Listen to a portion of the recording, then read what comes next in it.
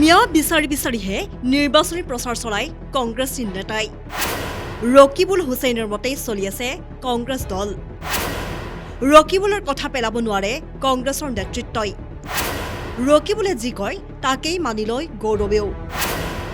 মিয়া voter বিচাৰিহে কেৱল ৰকিবুল যায় প্ৰচাৰ চলাবলৈ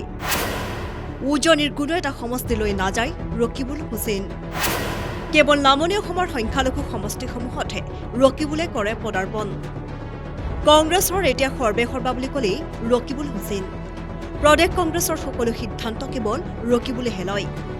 ৰকিবুল হুছেইনৰ দপদপনিৰ বাবে কংগ্ৰেছ দল নিশেষ হোৱাৰ উপক্ৰম বুলি সততে চলি থাকে চৰ্চা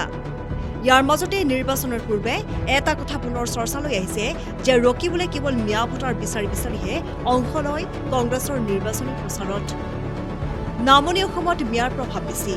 সেয়েহে কেৱল নামনি অসমৰ সংখ্যালঘু অধ্যুষিত সমষ্টিসমূহতহে ৰকিবুলে চলাইছে নিৰ্বাচনী প্ৰচাৰ কিন্তু ইয়াৰ বিপৰীতে উজনি অসমত মিয়াৰ প্ৰভাৱ তুলনামূলকভাৱে কম সেয়েহে উজনিৰ কংগ্ৰেছী ভোটাৰে চাওঁটোকেই দেখা নাপায় ৰকিবুলৰ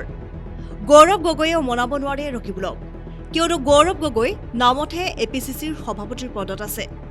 কিন্তু চলি থাকে ৰকিবুলৰ মতেই আগন্তুক নিৰ্বাচনত কংগ্ৰেছৰ লক্ষ্য কেৱল মিয়া ভোটাৰসকলেই নেকি ৰকিবুল হুছেইন নিজে এগৰাকী সংখ্যালঘু সাংসদ বুলি কেৱল সংখ্যালঘু ভোটাৰসকলকে বুকুৰ আপোন কৰি লৈছে নেকি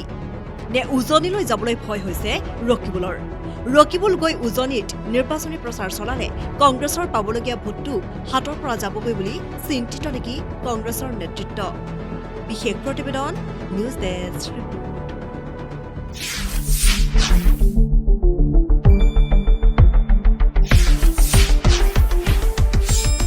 শুদ্ধ আৰু বিস্তৃত বাতৰিৰ বাবে চাই থাকক নিউজ ডেস্ক ৰিপৰ্ট।